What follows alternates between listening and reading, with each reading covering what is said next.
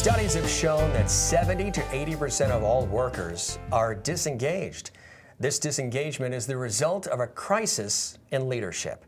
I'm Jim Masters, CUTV News.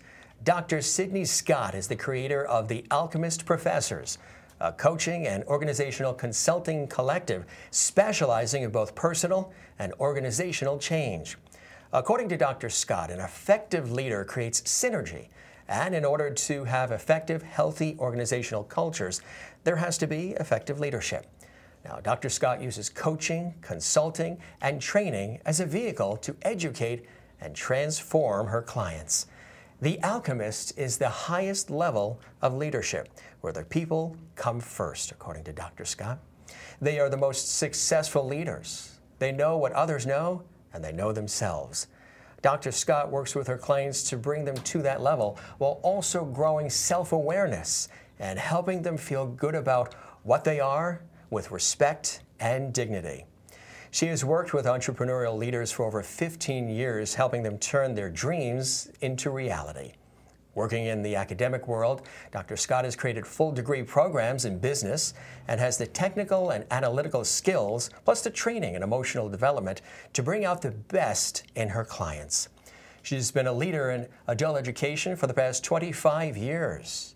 Dr. Scott first entered the world of coaching when she and a team from the British Columbia Institute of Technology developed a competency-based management degree to be delivered through the coaching process. Since that time, coaching has become a major tool in her work and in her teaching. In her coaching, Dr. Scott is really the one who holds her clients accountable for change.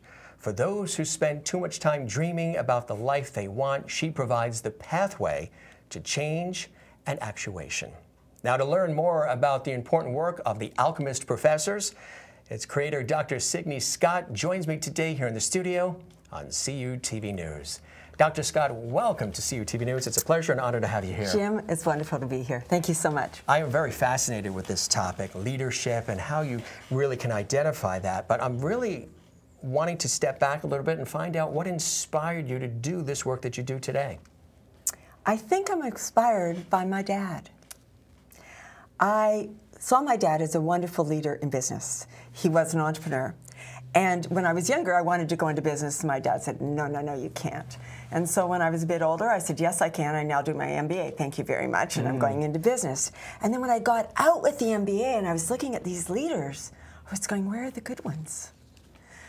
And I didn't see many. And when I studied it further, I saw exactly what the composite is. We have under 20% of really phenomenal leaders that know the magic. Leader is the magic of working with others. That's the magic of it. It's, yes, you have to be strategic. You have to have the technical skills. You have to have the systems there.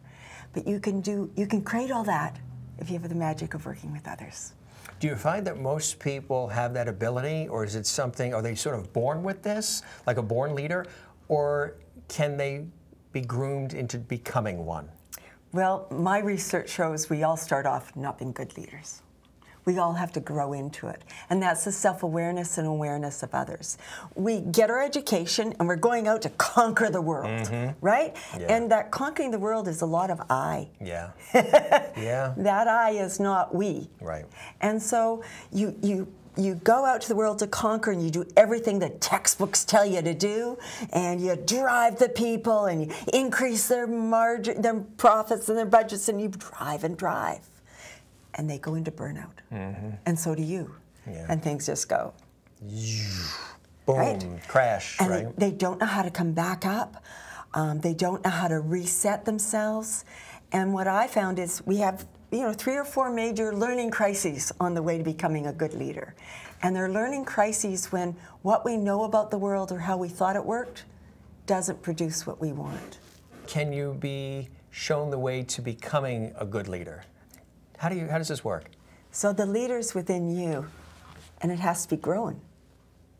So yes, we all have part to take leadership, every single one of us, because we all have our own voice. And it's to have that voice impactful, that's leadership. right? So we have to learn how, but we start with the view, we're born with an I, right? Little baby, I mean, mom's an I and I, or they're all I, right? Yeah. And then we start developing, and we go into leadership only through what level of development we are. So most of us enter, leadership after our first degree or whatever, and it's all I. And we lead with I. This is, you do it my way. I know. I read this. I studied this. I have the answers. Well, that is one of the killing things for leadership.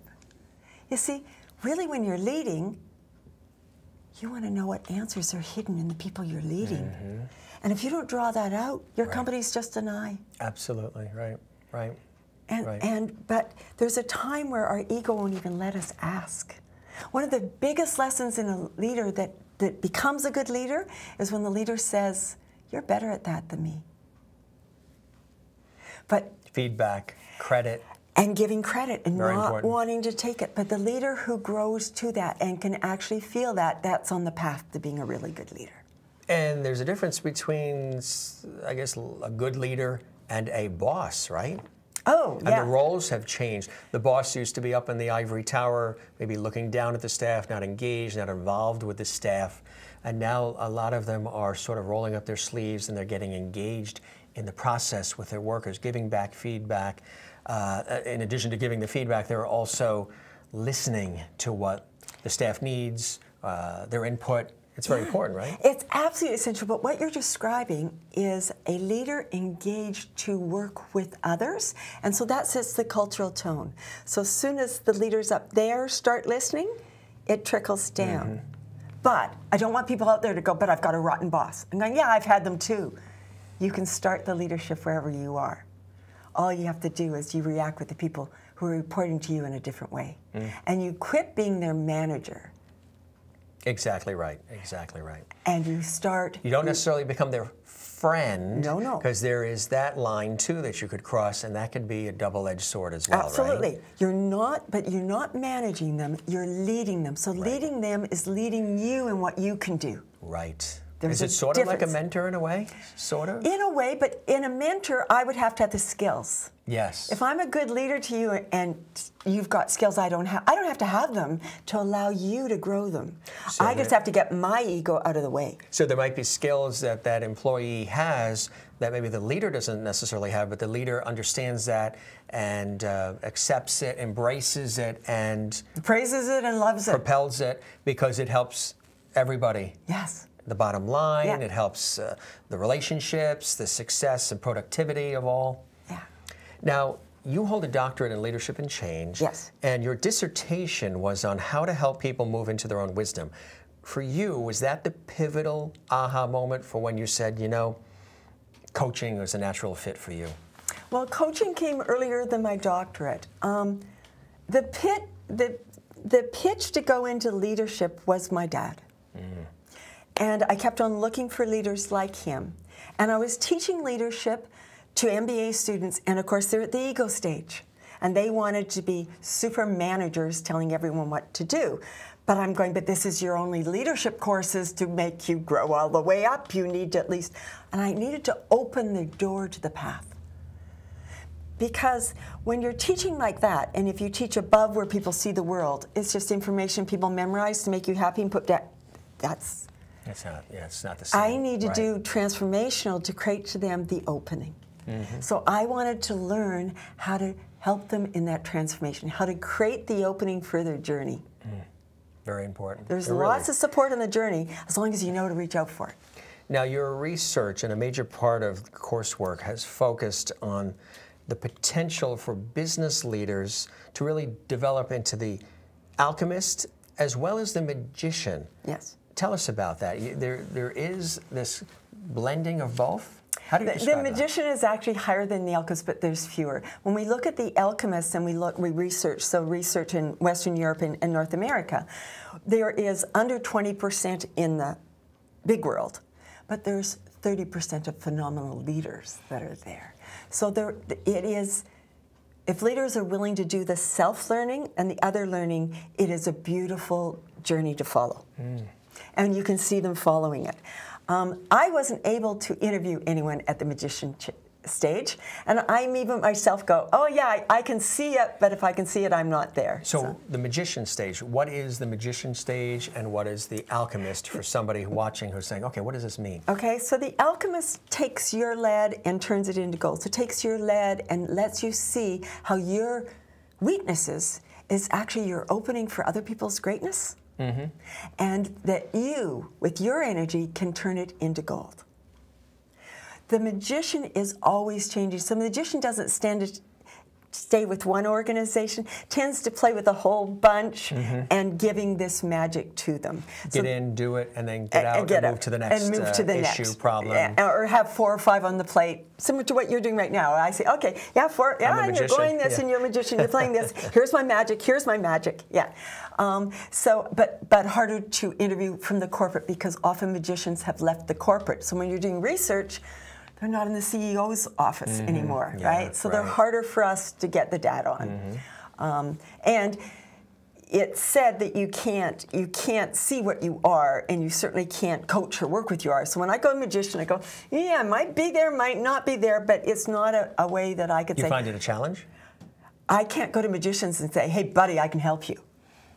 Right? I'm going, hey, buddy, teach me. Teach you. Really? Help me. So it's the alchemists that you can work with. I can work with because I have to be to see, right?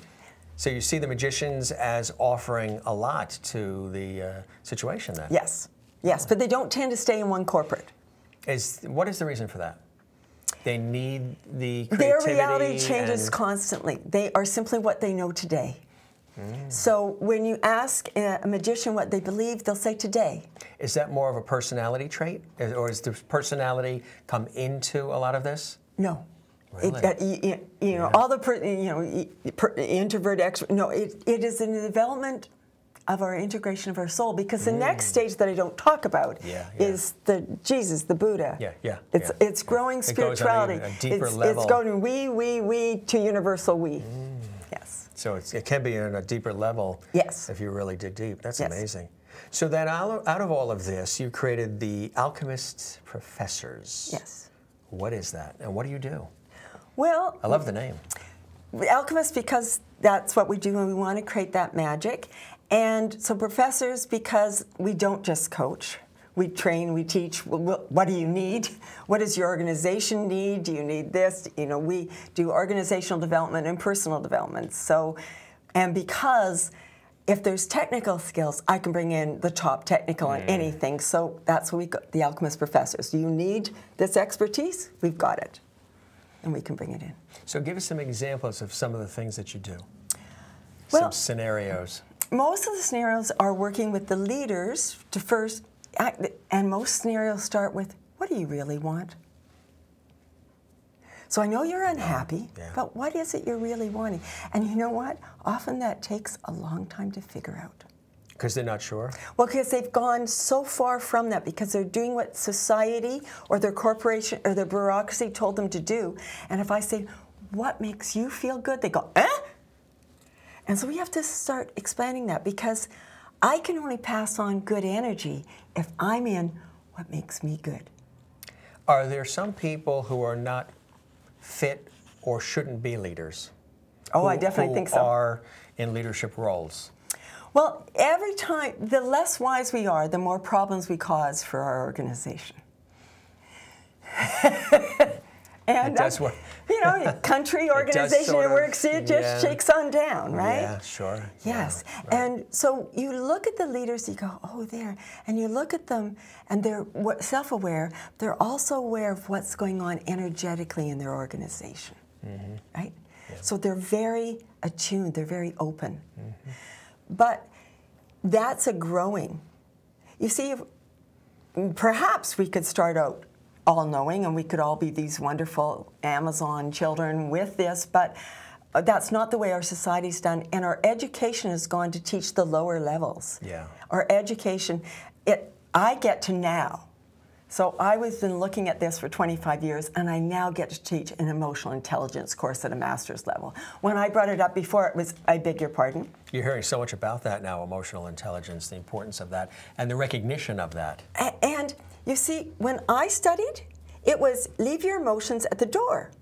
But now we've got these wonderful ways of scanning the brain, and we go, oh, that never happens. Because our emotions come from our non-speaking brain. And they come seconds before words can come. Very true. So we have decided good or bad before we've had one rational thought. And our rational thought simply explains the energy we're feeling. That's amazing. So we're emotional beings. Sure. And our emotional brain is the same brain as our dogs and cats. And we think we're so advanced. So we were trained originally to shut that off, like you said, leave it at the door, and everything just straight and narrow, and that's it. But having the emotional component is a plus. Well, the emotional component is the energy in our brain. Right.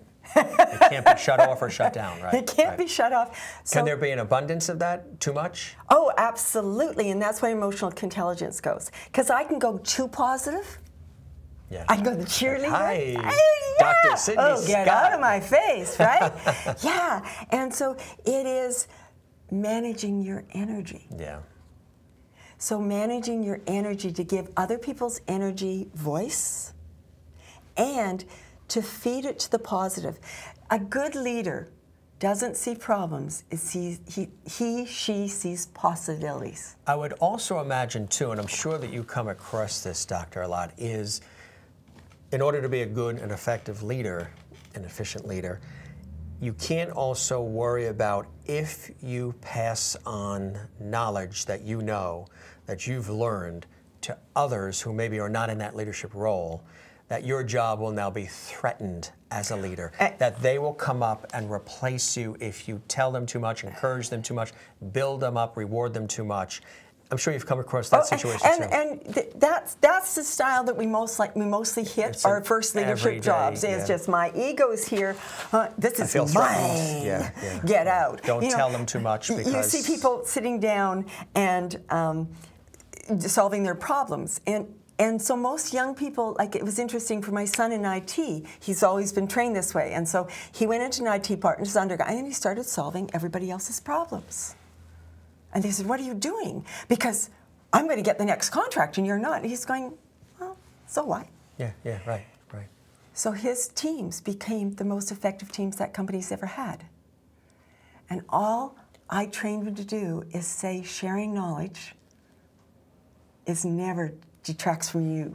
And you shouldn't feel threatened. Yeah, and get him to convince. It doesn't. You know, if your bosses are that way, don't care. Do your very best because you take on what you do to the next job. Right. And you develop you, and that's the important thing. You develop you. A good job, bad job, a boss that takes your glory, doesn't matter. It should still be the process of developing you throughout your entire career, through your entire life. You can get the younger ones to understand, and our millennials that we're having a whole bunch of problems motivating, all they want to know, they want to be involved in the conversations, because when we raise them, we involve them in the conversations.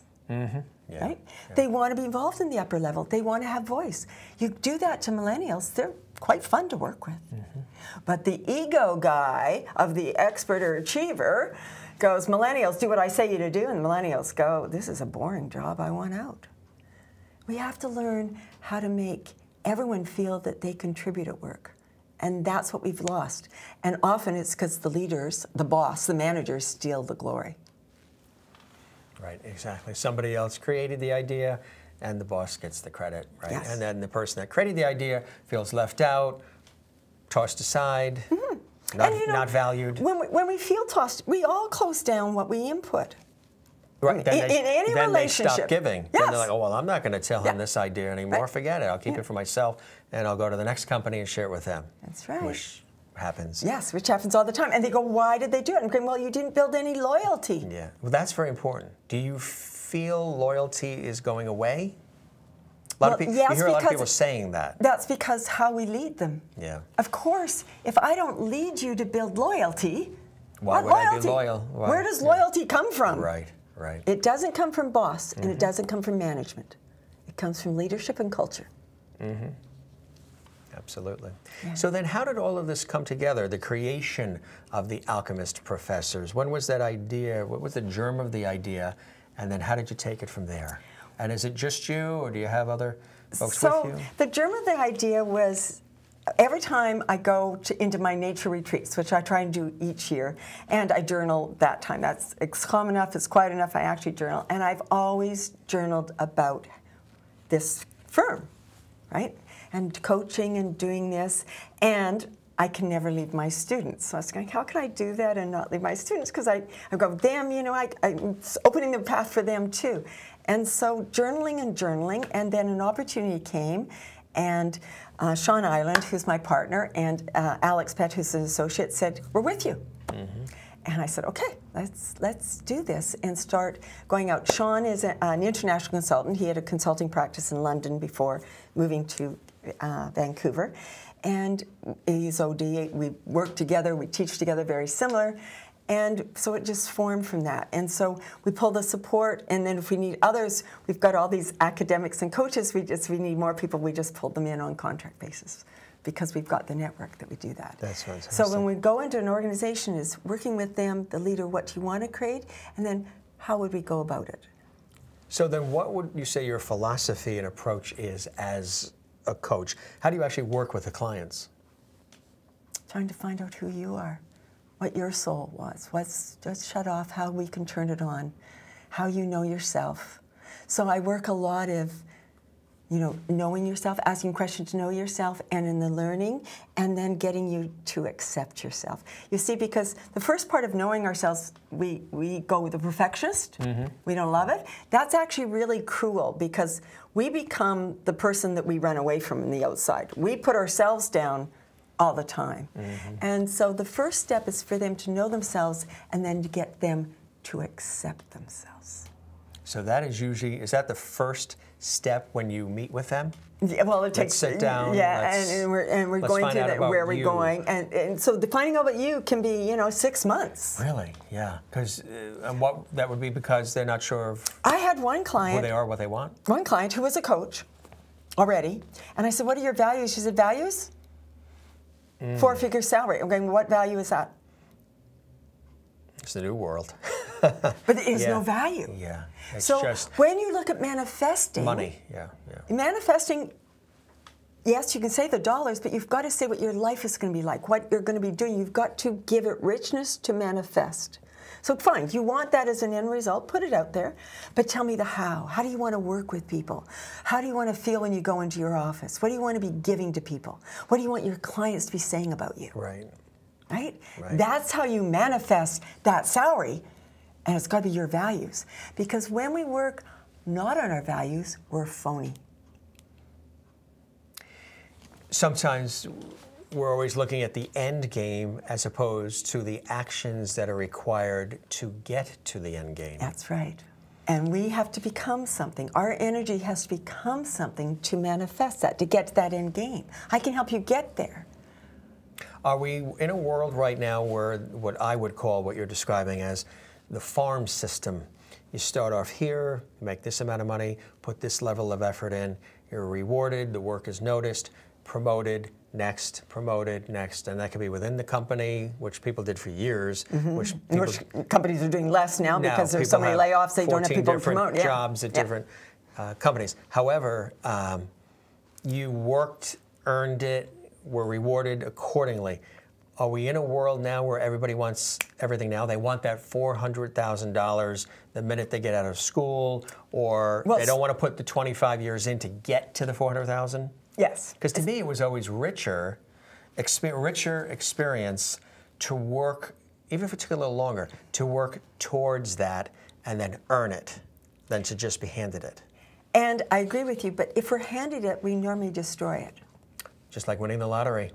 Most people that win the lottery blow it because they've never done it before. 5 years, their life is the same. They don't know how to handle it. Yeah. They do. So what do? What do people do? In a society where people want things quicker, they don't necessarily want to put the time in, maybe? I have a darling younger client who went through that, and so he did, where's the money? I trained in finance. I played the rules as they told me. I've got my degree in finance. Why am I so unhappy? And what was your first thing you said to him? Sit down. Yeah. And where are you really happy? And he started talking about making cookies. Because I love making with my hands. Mm-hmm. And I think, So he's now becoming a brewer. See? And that probably wasn't the initial thought, right? Oh, no, they don't make enough money. No, right. Had to be the financial person or what have you. You're totally miserable. You've got health issues in the finance. You just got fired because you couldn't work with the people, right? But and we go, oh, I got fired, I'm terrible. I'm going, no, it was a misfit. You were trying to do what you thought you needed to do. I'm going, fine. Yes, you don't pay those salaries, but when you own your brewery, what do you make? Oh. He said, maybe you want to do research on that. Oh, okay. And so he would, as a normal way, he comes up with all these problems. I've got a week back. I'm going, really? So you've researched this? So you know what your brewery would be like? Are there not machines that, yeah. And other staff and other people and you know, colleagues. Support, and then so we had all these, so you see, when we start leading ourselves, we see the possibilities, but we're so trained to see the problems. See the problems. So it almost sounds to me like you are showing people, in a way to tap into themselves, to pull up and pull out what's already sort of there that they've either shunned, pushed aside, or society has said, it's not going to work, don't do it. And you've allowed them to tap into that, bring it to the surface, and sort of blend it and meld it into something that will be successful, productive, and effective. But you are showing them things that are sort of already there, shining the light. I'm just shining which is the amazing. light. That's why the Alchemist, I help them turn. It's not me. Right. It's just asking questions Yeah. and going, oh, you may want to explore that for a week and ponder that. Go see what you can find. You know, and then I'll say, well, here's the documents that recently come through mine, so I'll give them more, and then ponder that. Yes. That's fantastic. And when that happens, when the light bulb goes on for them, and they're able to do that, what is that like for you? When you see, there's probably something in their eyes like, oh, it's in their voice. I found like my purpose. I found what I'm supposed to be doing. And I will make money at it, or I will hopefully be successful, but I'll work my tail off towards it. What is that like for you as the person who sort of planted the seed to help them get there? That's my joy. I mean, I teach and I coach. My joy is when the light goes on and they go, I'm going to run with it. And then they come back in 5 years and go, okay, where do I go now? Okay, I'm starting to fall out of zinc again. You know, when we look at, Baratzi always says, you know, we get aligned, and then if we don't stay aligned and really work at that, we get misaligned again. So there's this journey of how is my life changing? How am I going to incorporate this change into me? How is the different me going to be able to give even more? Now we're talking about, that's a great example of a client, the person that was thinking about going into the financial world and ended up going into the brewery.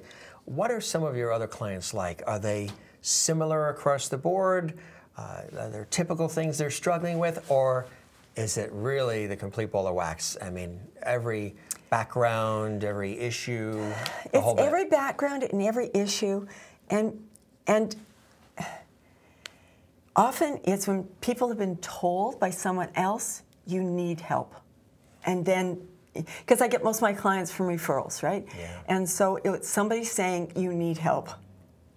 Right? So it's when someone's talking to their friends and you're going, you know, this is 5 months and you've been unhappy. Can you do something about it? Because you're no fun to go out with anymore. So this is more of where somebody else tells them you need help versus them recognizing they need help? Or do you think... Well, they're unhappy. They know something's not right. They're unhappy. But we get stuck in the unhappiness, and this is life. This is just the corporate world. This is all I can have. I've got bills to pay. And I got to do this, and who cares? And I'm going, oh, well, how's your health? Oh, I've been sick. I've got this. I'm going, you know, it is all related. You know, so I can often tell if people are really misaligned because they'll have more stress diseases. How much of this is fear? It's huge. And what you get with a coach, at least of a coach that you can trust and go, you know, I've traveled that. I've been there. Yeah. Okay, I'm not alone. I think the biggest fear we have is being alone. When you think of it, sure, yeah. Even if you think of, if we got total disaster, but I had the key people with me, we could tent, we could live, we could do it again. Support each other, right? Yeah. A team. But what we're creating is isolation, isolation, isolation. Is that because of technology and advancements, so people can do everything on their own? But so has us thinking that we can teach people how to lead and be a manager by teaching them technical skills. And you can't. It's human skills. And we always have a huge deficit of those in any of the training. We don't teach soul development. We don't teach emotional intelligence. We, at school, control your emotions. So why do you think that is that we don't? Because why has it gone the other way? I always blame Newton. He went to the smallest part of our brain and said, this is king. But here's the thing. This is the human part of the brain right here. This is the logic here. The human part that makes us magical is only activated by positive hormones, and it goes into cooperation. This is what makes us different than animals. We can work together. Mm-hmm. But then we go here and here. Well, yes, our rational brain is different, but our animal emotional brain is exactly the same. And we go, why are we so mean to each other? But this is what we're given. Up here is the gift of human. And it's the loving, the fear hormones shut it down. And we're in a fear society. I mean, even commercials. We lose empathy. And, completely. Right. Commercials, how to do a good commercial, stir up fear, right? Mm-hmm. Oh, yeah. I'm going, all right. Yeah. So fear stops us from being us, from being fully human, because in fear we have no empathy for anyone but us, because we're scared and we're going to win. Exactly.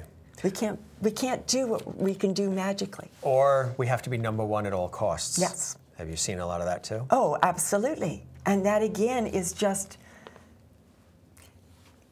to me, it's just an immature, that you can grow beyond that, right? I love using Bill Gates as an example of someone who beautifully grew beyond that. Mm-hmm. Successful in every stage, from a technician on, he's been very, very successful. Always open to learning, always very reflective. And that's what helped him to learn self. That's an effective leader? Yes. A leader that inspires others. And still leads, even though he's no longer the head of Microsoft, still leads in other ways where people want to hear what he has to say. They listen, and they react, and they support. His work that he's doing in the world now. Mm-hmm. And for him, I loved it when he said, really we have enough. Yes, we may have a monopoly. And, the corporations said, how dare you say that? He was, most of us saw the world that he was seeing. But for a leader not to push the aggressiveness, they were going, oh, not good. And I'm going, why not? So what would you say in review, if you take a look at your clients, what is typically holding them back? Is it fear? Is it a lack of self-worth? Is it everybody else around them telling them that they're not going to be good at this, you can't do it, forget about that? A combination of things. Are there a couple of key things that tend to hold people back from becoming an effective leader? They don't know they're running by fear. They have started their work with all this adrenaline every single day and pressure. Mm-hmm. It's just work. It's just automatic, yeah. Right. Well, actually, it's not. Yeah. Like a task. And so I send them out into nature. Okay, good. So tomorrow, you're doing this. And then we're going to talk about your energy. And they go, oh, it's completely different. Yeah, what does this mean? Yeah. And I go, yeah. Do you understand the energy in the firm that you're reacting to? And how they go, that's why I made a stupid decision. I have people coming to me, I'm not smart anymore. Why? Because I'm making dumb decisions. I just made a mistake. Like I never rash, make a mistake. Quick, impulsive. And you're going, what happened? And you go, okay, breathe, think, reflect. Don't send the email until tomorrow. Because we need reflection. That's a big thing, yeah. Don't hit send. A lot of people hit send right away. And getting them to do that reflect, and they go, my decision making's coming back. I'm able to do it. This is my good stuff. Mm-hmm. And they're also with that able to start having the conversations we avoid having. They would be things like? They'd be things like, yesterday when you said that, my internal reaction was really negative, and I expect you picked up on it, and I just wanted to talk to you about it. We wouldn't have that because we haven't thought about it. We'd be frustrated or mad. Remember, our emotions don't have thought, and then we rationalize it, we lie to ourselves until we reflect and go, Let me take time to... Because we will always protect our emotions, and our first explanation of them will protect our ego. Do we ever need to sometimes detach from ourselves and reassess how we're handling something? Absolutely. And then reapproach it? But you can only do that by going out of that energy into quiet. So like you say, nature, an ocean, But, beach, whatever it is. Some guys I've got them jogging or running. Yeah. Because sitting still is just not going to happen. Fine, because think what happens to them. You have to be alone? You have to be with your own thoughts. With yourself. Yes, you can be a group meditation. I push eventual meditation, but I start out with just mindful breathing. Kind of like what I was telling you at dinner the other night in preparation for the interview when I took the car when we were doing a TV shoot out in the Las Vegas area, and I drove alone in the rental car through Death Valley. And what that was like to do that, not just from a visually appealing and breathtaking No, but there journey, was emotional. But there was something soulful and one about that. Yes. Because I'm a communal person. So to just take that plunge and do that with nobody else in the car, and just not having done it before, not knowing where that road led me, or was going to lead me, was fantastic. Yes. And so when I research and interview people, yes, more of their alone time, the people that I interviewed that were able to sustain that sometimes made me feel lazy, and I'm going, whoa. Okay, always a reflective morning, reflective in the evening, always nature every single day, normally some meditation, always some supportive community work every single day. Very important. And then they would reach out for what you talked about. They would reach out for the experiences that were just a little bit of a challenge there, and do it themselves to know what they felt about it. You need to challenge yourself once in a while and take risks, right? Because it's easy to get complacent, stuck. If you have something that's sort of smooth and you might not even love what you do, but it's steady, it's there, it's 9 to 5, you need to sometimes come out of the box and jump into something else. Of course you do. You see, our brain is like a Prius. Because you learn about yourself. It will go on the quiet run, and that's habit. And then it starts to shut down. And goes as if it's a phenomenal, because it uses the most energy, so it goes, you let it go not thinking, it will go not thinking like that. Staying mindful is a great way to lose 10 pounds. Harvard research. Really? Yeah. Because did everybody hear that? Staying mindful. Loses good way weight. to lose because 10 pounds for everybody. Energy up here is a higher vibration, and literally, I think it was for 3 months, 10 pounds average weight loss.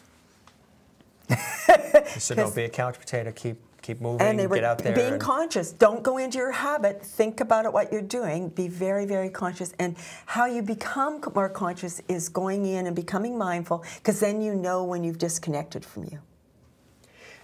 Do your clients typically have goals when they meet you? Are there certain goals that they have, or are they not sure? They sometimes have goals. They may not be the goals we pursue. Like you said, the financial, and then became a brewer. And, she's way past that goal, but we stopped pursuing it. Actually, she changed industry. Really? From the brewery to? No, she was in coaching, and she's changed industry. What's she do now? She is now in insurance and investments. Wow. Because the one thing that really she loved was family support. And, oh, interesting. And just left it with her. And yeah. And then and she's saying to everyone, I did this huge change. And I just sat back and laughed. She goes, yeah, I know. You know exactly what I'm doing, but yeah. And so sometimes it's not where they think they're going. But are they more happy, content? Yes. So is it really about them learning to understand self-leading and becoming great problem solvers? Is that part of the equation? To be a good problem solver, to be a self-leader as well? You have to lead self. I mean, leader starts with self. That's why leadership starts with knowing self, and then as you expand, it's knowing others, right? Yes, you know, most leaders need the technical knowledge too. Absolutely, that's given. That's not going away. Mm-hmm. We've got a complex world, and it's growing in complexity. So the rational knowledge that you have to have is huge. But that is not your energy. So if it's my energy, I always say the leader is the energy. And I always know I was a great leader every time when I leave and they said, the energy's gone. I'm going, well, you have to find a new leader. Yeah. I've always heard, too, that And it could maybe relate to the entertainment business if you're a performer, but it probably relates to every line of work or everything you do in your life. That if you get butterflies in your stomach in advance of something you're going to be doing that you're maybe excited about and passionate about, it's a good thing. Don't be threatened by or nervous or worked up that you're getting sort of that in your stomach gut butterfly feeling, because it means you're passionate, you care, you want to excel, you want to be your best at it, and it's something you love doing. It's when you don't feel the butterflies in the stomach anymore that it's time to reconsider and move on because you've lost the passion. You're doing habit, absolutely. That's true. So habit is, you're not unconscious, you're not anything.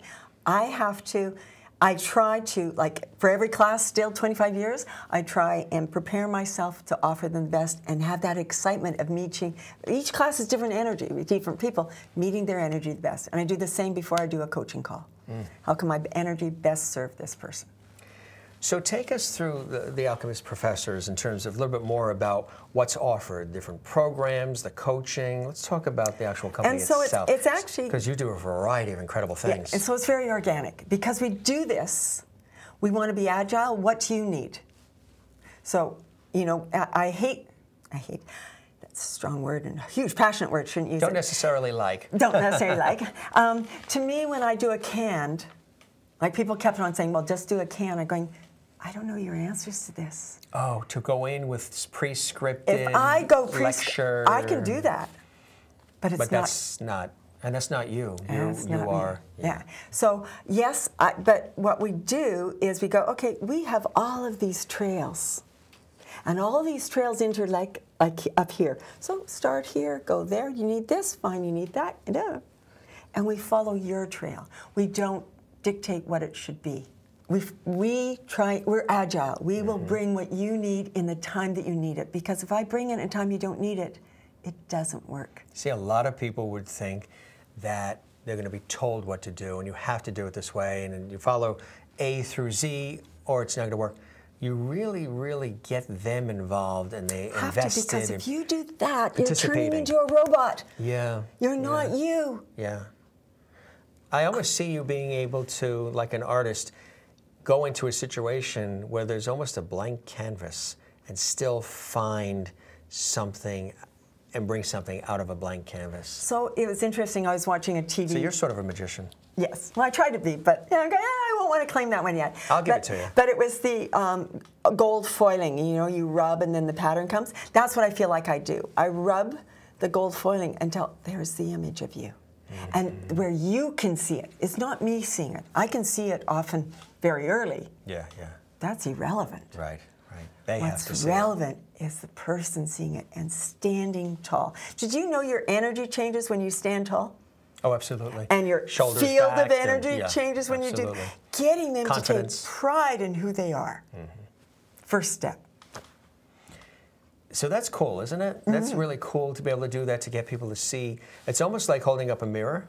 Yes. In a way. But are there times when that mirror is held up and they're not liking what they're seeing? Absolutely. So there's work that needs to be done. There's work to be seen, and sometimes they'll just move away from it. And that's okay. Because I always like the planting seeds. I just know that if I've done it and I've left them open, the seed is planted, they know how to find me, and they know how to find others. But you see, the thing with self-awareness is once you plant the seed, you can't kill it. It's like ethical decisions. Once you see this in a way, you can't act without your brain telling you, you know, this is what you said was wrong. Remember, your brain will always, right? You can't kill that impetus. So all I need to do is plant the seed.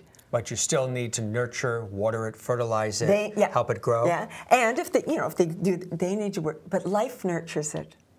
I mean, think of yourself. How many times have you gone, oh yeah, no, right? And then the universe comes back and goes, okay, here's a branch now, or here's the whole tree. Will you kindly grab it? Yes, as we go forward. Like a life preserver, and if you're sinking in the ocean, there it is. Sometimes you have two choices: to grab it or to sink. Have you seen people choose to sink? Yep. fear. Can you still work with them when they're on that path, or is there ever a point of no return? Well, no, what they do is they, I was just thinking of one client when you said that. They start missing clients, calls. You start seeing on Facebook they're drinking or they're, you know, you're going, yeah, spiraling down. They're spiraling down. Yeah. Now what, there could be a myriad of causes, but have they given up on themselves? Yep. They feel they can't do it. Yep. Can somebody like that be turned around? Yes. There's always hope. There's always hope, and you know, for this particular client, is because he read all these secrets and think it comes without effort. And I'm going, no. Many things don't. Most of the, yes, if you do your best and you always present that energy, will the universe offer you opportunities? And it becomes effortess because you're loving it and it's a passion. Doing it, but you know, there's a lot of commitment to just do your best and continue to put it out, and put it out. And see what happens. But how many people think every day of work they don't give their best? That's why I love the type of work we do, because every time you think, I want to give my best, right? But how many people go to work, that office, they think doing the best, they think, right? Yeah. And they think nobody's going to notice it or appreciate it. Maybe they don't think anyone cares that they bring the best, because they bring their best and they're told to shut up, or their ideas aren't worked on, or I'm going to take that and claim it for me. So and that's coming from the leader. Yeah. You see, and it's really, but watch the leaders that are leading creative firms, and they are really creating ways to make sure they get that voice up. And then watch the satisfaction rate of their employees. And the success rate of the company, and then the success, sales, and boom, boom, boom, all of boom, it sort of, boom, and boom. people feel participated. Well, I recently visited Facebook, the headquarters in Menlo Park, California. Had lunch there, and I was personally invited. And I was, working in the media. I was very fascinated by the whole process, and I was fascinated by everything I was watching and observing. There seemed to be just a total contentment. People were free to be themselves, move about the campus. It was very colorful, very creative at the same time. And comfortable and playful. They were collaborating outdoors in a courtyard on couches with laptops and smoothies. I mean, it was a totally different atmosphere. And the bureaucracy was saying, look at that waste, look at the lack of efficiency. Get back inside. There is no efficiency for creativity. And if we're going to succeed, the robots are going to do everything that's repeat. You want a good career, you want to be contributing, you're going to have to go into where agility and values override. Because you're seeing Facebook saying, oh yes, we do need a person overriding the algorithm, right? Those are the jobs you're going to need. Right. Those are jobs that need you to be more enlightened. Can some leaders become dictators? Absolutely. The I becomes a dictator. Straight when you say, The I that doesn't have room for others is a dictator. We start off as dictators. Think of a 2-year-old. We start off as dictators. Well, think of a 2-year-old. True. Me. Yeah. Right? Yeah. Mine. I won't share. Mine. Yeah. Right? Yeah. We start as that, and unfortunately some have too much of that when they should be growing into we. But they still have that I. Yeah. And the so it's bad when they're a 50-year-old child dictator. Yes, absolutely. Yeah. How do you work with, just an example to give our audience some scenarios, how do you work with that sort of scenario? That must be a real challenge. Well, the dictators normally fire me. Because they just are not going to, they don't want to hear that they need to change? Well, we have an interesting dictator.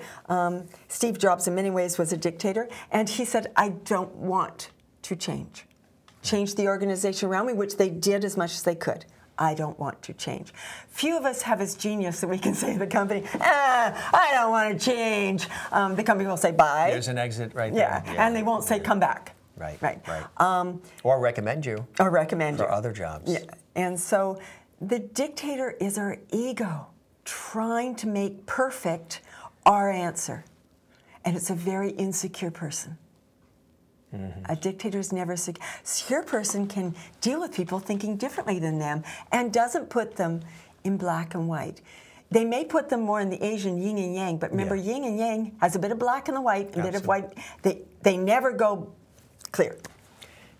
Now, can you have the polar opposite? Can you have a leader who is weak, a leader who is, sure, no problem, yes, you go home, I'll do it, and wants to be liked by everybody, and doesn't take charge or doesn't set the tone of, you know, I still am the leader? That's the next stage after the dictator in our growth. You think of it. Think of our growth. Yeah. Then we become the dictator, and then we become all friends. Oh, Sally, I need to be liked. I don't have the right shoes because Sally's got the orange ones, right? And we go into that.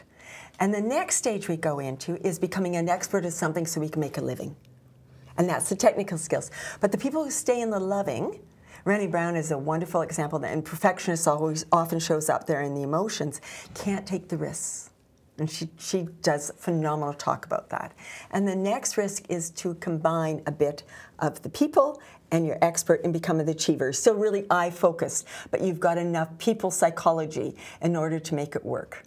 And that's where the majority of what we see is, that's where the business leaders that they put on TV are all in. Mm-hmm. Yeah. Right. Right. They're either that or they're a joke with no emotional intelligence, and that just gives comedy. Shut off and just there's no, it's a colder. But rarely comedy about the people in the people pleasing because it's just so frustrating.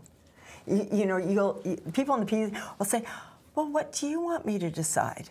And then they'll say, yes, all good, and then they'll go and take to Sam, but Sam was later than you, so the decision switches to Sam, right? We've had those bosses.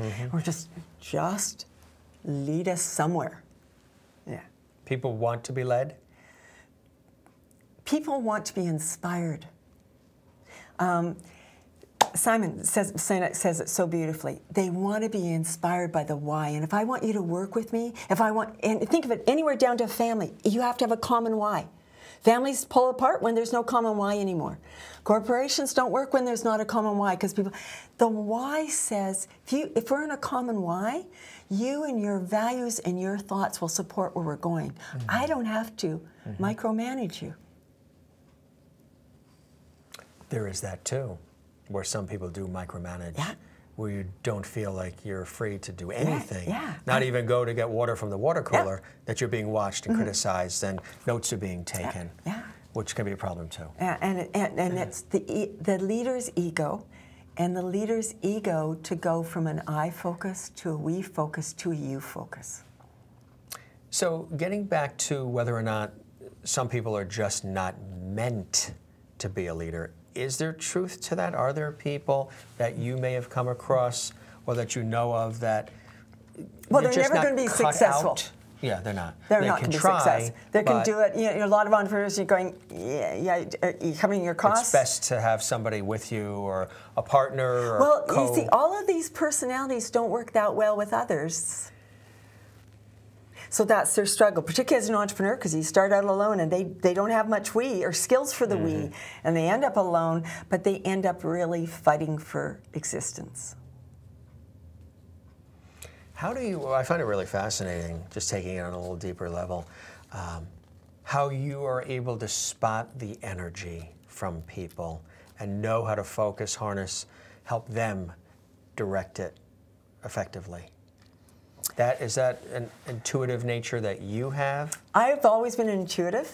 I've always done my degrees to prove my intuition. So I've always done the action before the degrees to prove my intuition. But intuition isn't something you can sell very easily around the world. And you're born with.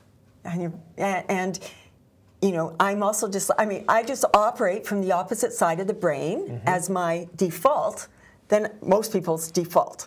Like if you want to turn my brain off, have me read something. It will turn my brain off because my brain, I am the wrong side's dominant for that. But have found a way to use that. Absolutely, because I can train my brain. Brains are brains can learn. Right, trainable. So that part's trainable. That's fantastic. Let's talk about a few more of the success stories. Tell us about some scenarios where people came to you, to the Alchemist Professors, and they were in a particular situation, and how you took them from point A to point B. Well, they all go from point A to point B depending on where their point is they want to go. But often their point B is a surprise. That's all I can say. Often they come to me and say, here's my point B, and they change it, and they're happy with it. So they change industry, they change jobs, you know, coaching people in the educational system. That person, I remember coaching Randy, he's in, you know, in a consulting role, just loving it. But it was, okay, what feeds you on this? And then giving him the self-confidence to reach out. Because we have a lot in us, whatever situation it is. Now, most of us can't see that, and we go, okay, this is the cutout that shows up. This is what's showing through the filter now, and that is us. Mm-hmm. But each situation is a filter, so we only see part of us. So they show me the filter, we try and find out what's there and say, oh, well, wouldn't this filter be more fun? And they go on and do it. And each one is just finding where you have voice. I remember one of my profs, and it wasn't one, sorry, that I thought is the most inspiring, but his comment has stayed with me through life. And it was the end of my MBA, and he said, whatever you do, Sid, use your voice. Use your voice. And it'll be heard. Yeah. And appreciated. Yeah. Now, and, you know, and that's always, you know, if I do spiritual directing, it's always voice. Mine always holds me that I hold myself too small. But it's always spiritual in your voice, yes. How much of the spiritual component is in your work? It's a lot. I was raised Catholic with religion, but I've gone to spiritual because I'm also a rebel, and I don't like being told one way, and it just creates bad energy in me.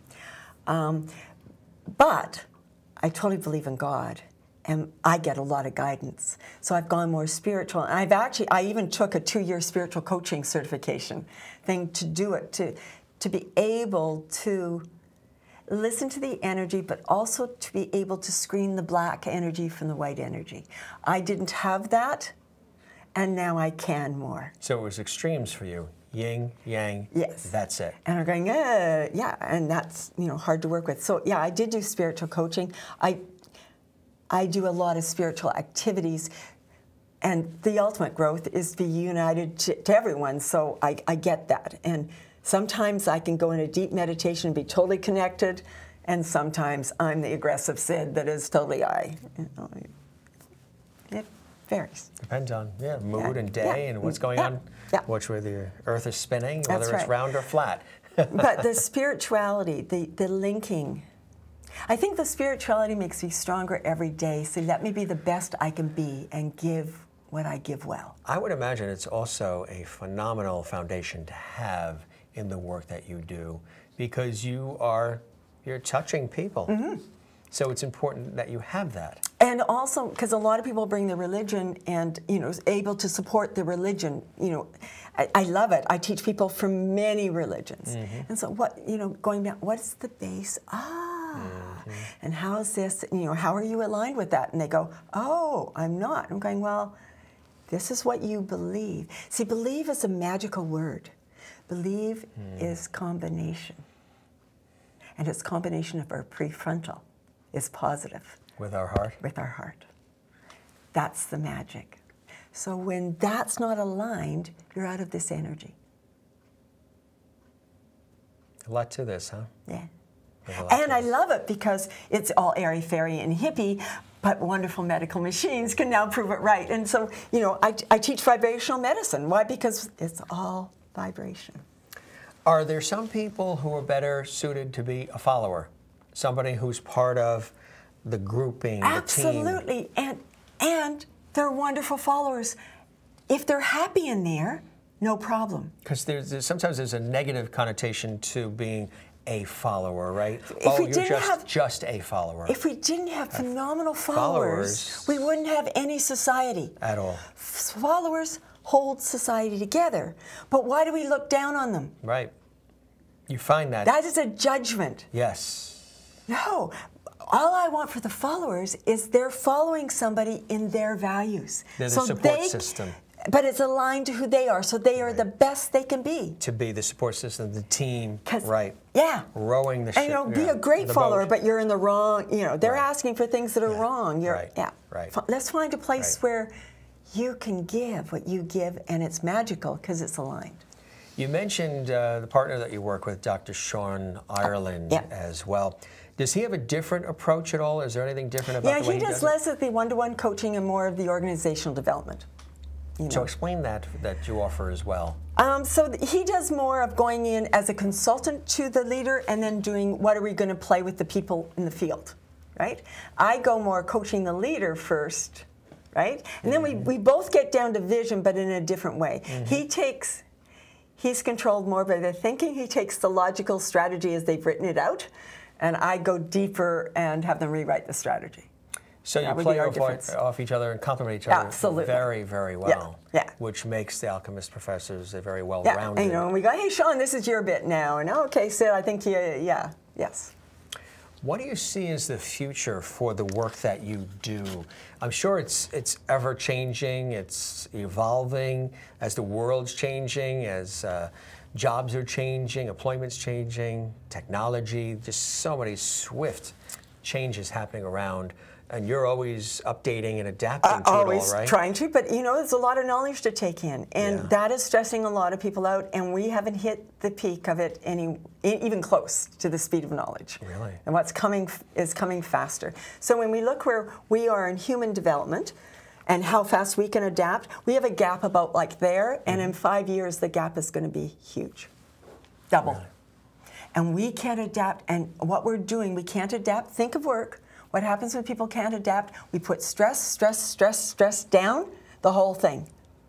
And that stops all the agility. What you saw was an attempt of a creative organization to remove that stress to allow the agility. Our bureaucracies are going the wrong way. Mm-hmm. Absolutely. So that makes the work that you do even more valuable because you're preparing people for the eventual and continual evolution and change that's swiftly happening around us. Positive, negative. It doesn't matter. Positive. It's still happening. So every change brings possibilities. Right. So if you want to find positive, look for it. You want to find negative, you're going to find it. It's there too. Because every change opens like a chasm, so exposes more possibilities if you just look. You love the work that you do? I do. Dr. Scott, what would you like to say to somebody watching right now who is sort of on the cusp about whether or not they should pursue becoming a leader, to taking that next step, going to the next level, taking the risk? What would you say to them right now watching this? That they are a leader right now, and their role is to figure out how to be a better leader. You're a leader every day you exist. And as soon as you're having that, it means you need to develop up because you can see, right? We all lead, always. The role of a leader is a funny one, but as I say, to me, I define it as the leader of energy. Well, you control your energy, you're a leader.